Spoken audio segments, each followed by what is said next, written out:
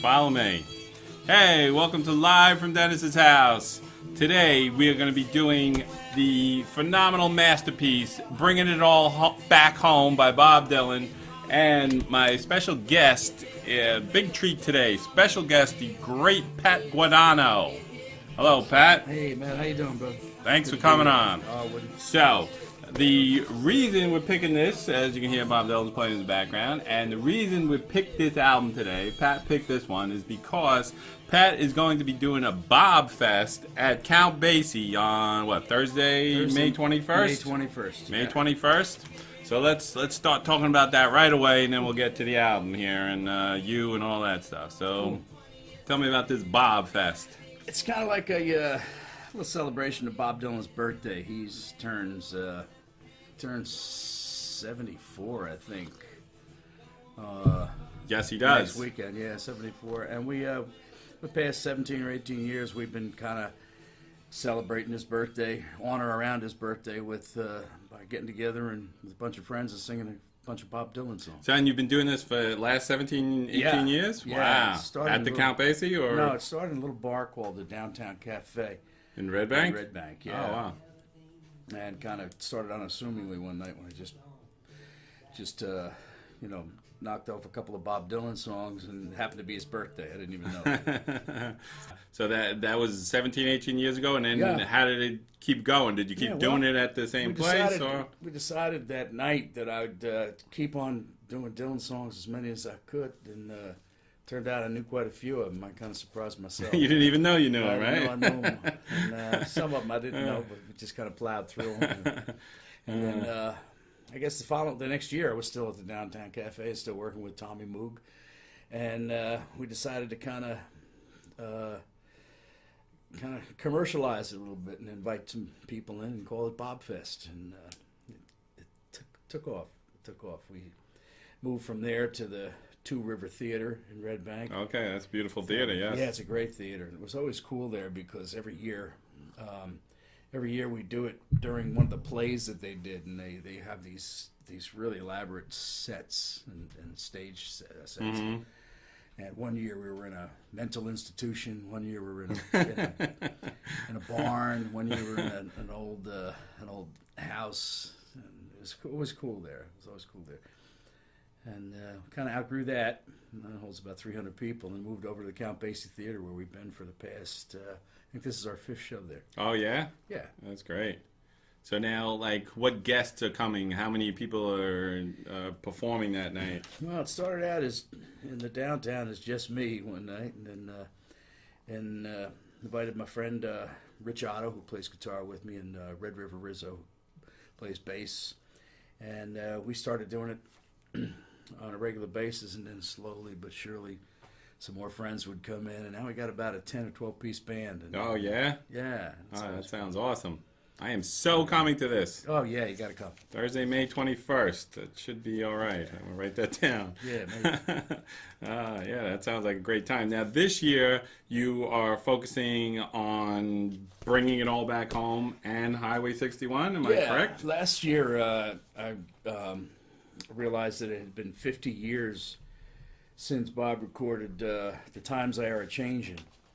So we featured that album last year, and it went over pretty good. So I looked at the archives this year, and I saw that he released 2 albums this year, in 1965, which was 50 years ago. So I figured we'd concentrate on those and do those. So we'll perform them in their entirety. Oh, in the entirety. Yeah, nice. both of them. And this is...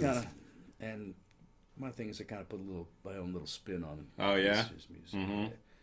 So, and you performed a song already. We recorded a song here off of Bringing It All Back Home, right? Yeah. Did She Belongs to Me? Yeah. Yes, and it was an amazing performance, I got to say. So if the rest of the show is half as good as that, everyone's in for a treat. Pat is an amazing singer, guitar player. So now we'll get back to all of that. We'll talk a little about you and stuff, but I want to talk about Bob Dylan and these albums now.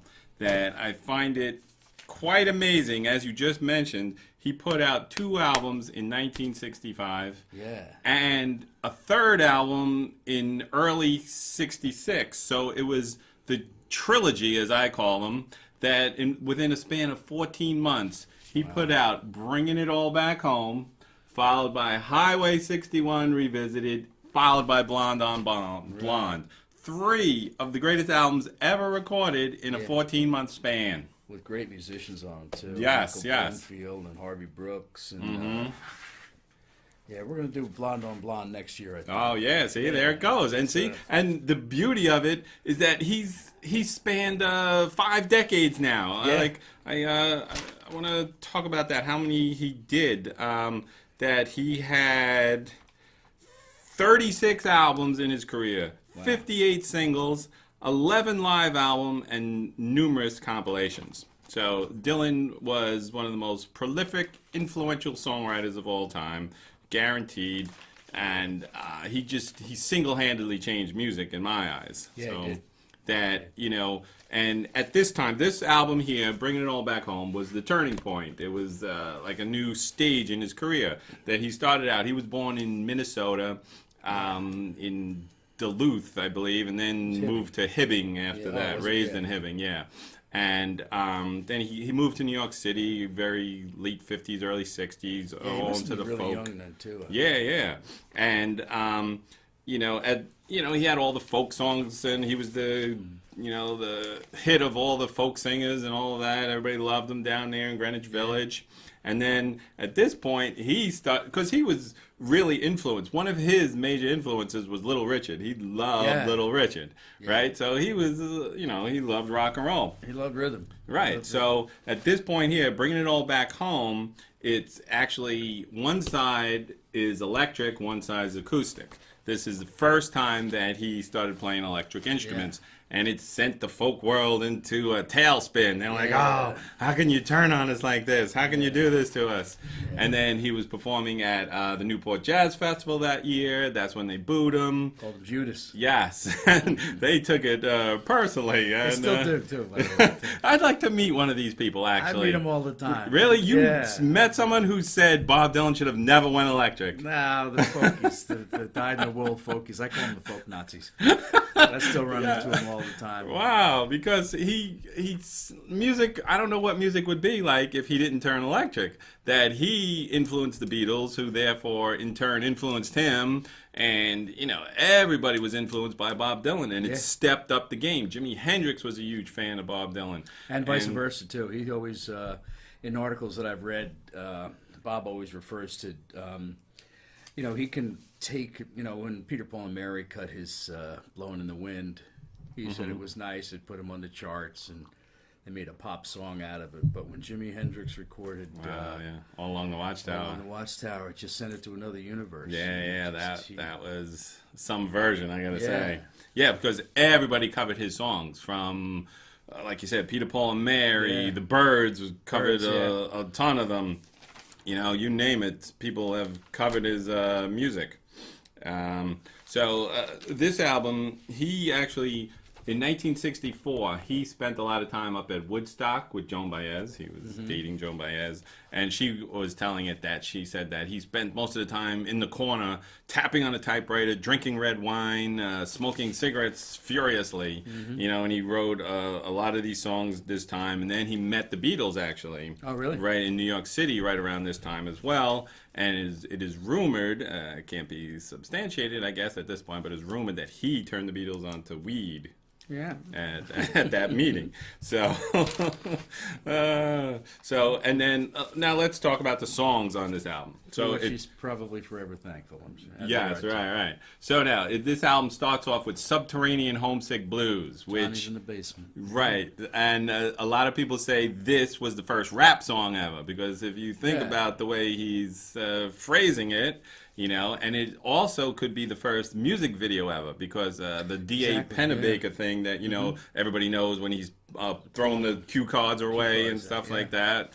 And that's it's like black and white. He's got his shades on. Yeah. I love that video. He was cool, man. Yeah, he was a cool guy. Yeah, see, he's still 73 or 4 and he's still performing, still touring and everything. I hope to be that cool when I'm that age. Yes, absolutely. So, and it's just every song on here is a classic, no question about it, and it's just it's mind-boggling how someone can be that prolific and amazing. So this is the part of the show, Pat, that you may not know about, but I smell each album that I review and do to bring me back home and check it out. See if this takes you home. It really does. Yeah. Just looking at them. Just looking at them. Right? Man, smelling the cardboard. Yeah, see. And this looks like an original one, too. Yeah, it looks pretty old. That's a stereo one. Rolled a couple on this album. Yeah. Yeah, see, you just fell out into your pants there. Sorry about that. So, all right, so... Let's, well, you can hold that. Sorry, I don't want to take it from you. Let's talk about you now and your career. How'd you get to be a big Bob Dylan fan? You performed an original song, too, as well. So tell me about your musical journey, how everything you've done in your life. You look like you've done a lot. Yeah, I guess that's a compliment. Yes, it is. It's been hard road, but it's been good. I've always been an entertainer. Don't shake the table. Shaking the camera. Oh yeah, man, don't do that. That's the swing part. So now, were you born in New Jersey? Yeah, I've been in New Jersey, born right in Red Bank. And I've been in really? New Jersey all my life. And, do you know Melanie? We used to go. It's funny. We used to go to her mom had a store at Monmouth Mall, and when she first she used to play at the Old Mill Inn. And my brother used to go down and see her all the time. And talk about cool. She was a big folkie. And we used to go see her. Her mom had an art store. And it was like the first celebrity we ever met when we were kids was her mom. Great. And so I met her a couple of times. Oh, cool. She's still doing it, too. She was just on my show. Was she really? I had her on my show 2 weeks ago because she was in town. She was getting the Hall of Fame, Red Bank High School Hall of Fame Award. So I hear she's got a brand new pair of roller skates. And you have the key. She wants it back. So, yeah, I digress now. Continue on your journey here from Red Bank. Yeah, it started, started performing at coffee houses in high school. And just always loved it, always enjoyed it, always enjoyed sharing music with people. Mm-hmm. And it's kind of still what I do today. And it became a, it was always a side, like a side job for me until it had to become I had to choose whether to do it full-time or part-time. And then I didn't have any full-time work, so I decided to do this full-time. And I've been doing it now for about 30 years. 30 years full-time? Yeah. That's the life right there. You are a huge success right there. I love my job. Every day when I'm stuck in traffic, cursing myself, I said, I wish I made that move. I do that too. Every once in a while, I have to get up in the morning and drive somewhere like at 8 or 9 o'clock. And I said, where are these cars coming from, man? Because I'm used to driving at night when there's no cars on the road. Where are all these people going? Yeah. I said, I remember this. Did you ever think about contacting some of the old members of Dylan's band or anything to join you? Because I seen that at the Count Basie when they were doing the Rolling Stones things. They had Bobby Keys playing. Yeah, I saw that. Yeah, I saw that. We're. Yeah, feel free to take that idea. That's a good idea. I should do that. I should be your manager, hey? Well, the thing is, there's probably a lot of good ideas out there, a lot of things I should do, but it's not a commercial product. It really isn't. And it's not church, and it's not like a documentary or anything like that. Mm-hmm. We don't do any, I don't do any preaching or anything like that. Just for just fun. Get up there and we for do the music. Bob Dylan, have fun singing his songs. And sharing them with my friends, and people come to enjoy it, and it's a good time. All right, it's a good time. Sounds great. Sounds also, like a great this year time. we have we're really lucky to have an opening act this year, and my friend Glenn Burtnick agreed to come bring he's got a band called Big Pink. They do all band music. Oh wow! So they're going to come down, and they have they've graciously agreed to come in and do a couple songs with us. Oh, that's awesome! I didn't even know about that. I'm so there now. That's I got to talk to him. He's supposed to be coming on my show in a couple of weeks too. Burtnick. Glenn's a great guy. Yeah. Great guy. So talented too. Mm-hmm. With the Weaklings. The Weaklings, yeah. A couple good stuff. Looking forward to this. Now, everyone's going to go out. You're going to check out all of Pat's stuff. And on Thursday, May 21st, Count Basie Theater, Red Bank, New Jersey. 8 o'clock. Bob Fest. Be there. Yeah. And, well, that's it. Our time's up. See how fast that went? That was great. Great. Thanks for having me on. Yeah, thanks for coming on. So now let's sharing the love. Let's go out with a song here. Let's want to see which song you want to take us out on. Well, it's your call. Let's go out on the I'm electric sick of all side. Of them right now because I've been rehearsing playing for them 3 weeks or maybe 3 months now. Where's Maggie's Farm? Which number is Maggie's Farm? We'll go out on that one. 3. 3. There we go. We're gonna go out on Maggie's Farm. 1, 2, 3. No one's gonna tell us what we can do. Let's go Maggie's Farm no more. Great song. Yeah. Great everything. So, you got anything else you want to share before we wrap this up? No, actually, we're That's it. donating a portion of the proceeds to Autism Speaks Oh, this okay. year, which is Wow. nice. This is all around great show It's here. a good night. It's a good night. A lot of fun. So And now, it's the start of Memorial Day weekend, too. oh yes, there you go. So, And there's a bar at the Count Basie Theater. and I heard rumor Bob Dylan might even be showing up. He's going to be in town doing a concert, so you never know. We can't promise, but he may. You never know. But just as important, I might be there too. So one of us, me or Dylan, will be there. We're going to leave a ticket for Bob. Just in case. And Elvis. We're going to leave a ticket for Elvis, too.